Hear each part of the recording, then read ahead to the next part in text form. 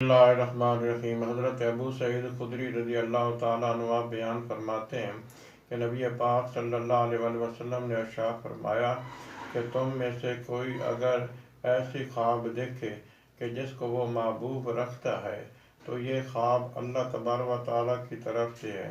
چاہیے کہ اللہ تبارک و تعالیٰ کی حمد و ثنا بیان کرے اور اپنے احباب کو بتائے، اور ایک روایت میں آتا ہے کہ صرف اسے ہی بتائے جسے وہ محبوب رکھتا ہے۔ اور اگر ایسی خواب دیکھے کہ جس میں کوئی ناگوار یا ناپسندیدہ چیز دیکھے تو یہ شیطان کی طرف سے ہے، تو چاہیے کہ شیطان سے اللہ تبارک و تعالیٰ کی پناہ لے، تو وہ خواب اسے نقصان نہیں پہنچا سکے گا۔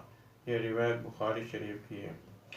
حضرت قتادہ رضی اللہ تعالیٰ عنہ پر ارشاد فرماتے ہیں کہ نبی پاک صلی اللہ علیہ وآلہ وسلم نے ارشاد فرمایا کہ نیک خواب، اور ایک روایت میں آتا ہے کہ اچھا خواب، یہ اللہ تبارک و تعالیٰ کی طرف سے ہے، اور برا خواب یہ شیطان کی طرف سے ہے۔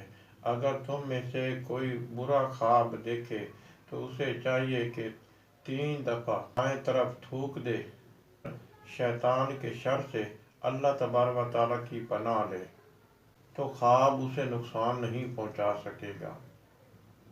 حضرت جابر رضی اللہ تعالیٰ عنہ بیان فرماتے ہیں کہ نبی پاک صلی اللہ علیہ وآلہ وسلم نے ارشاد فرمایا کہ اچھا خواب اللہ تبارک و تعالیٰ کی طرف سے ہے اور برا خواب شیطان کی طرف سے ہے۔ تو اگر کوئی برا خواب دیکھے تو اسے چاہیے کہ وہ 3 دفعہ بائیں طرف تھوک دے اور اللہ تبارک و تعالیٰ کی شیطان کے شر سے پناہ مانگے، یعنی پڑھے اعوذ باللہ من الشیطان الرجیم، تو یہ خواب اسے تکلیف نہیں پہنچا سکے گا۔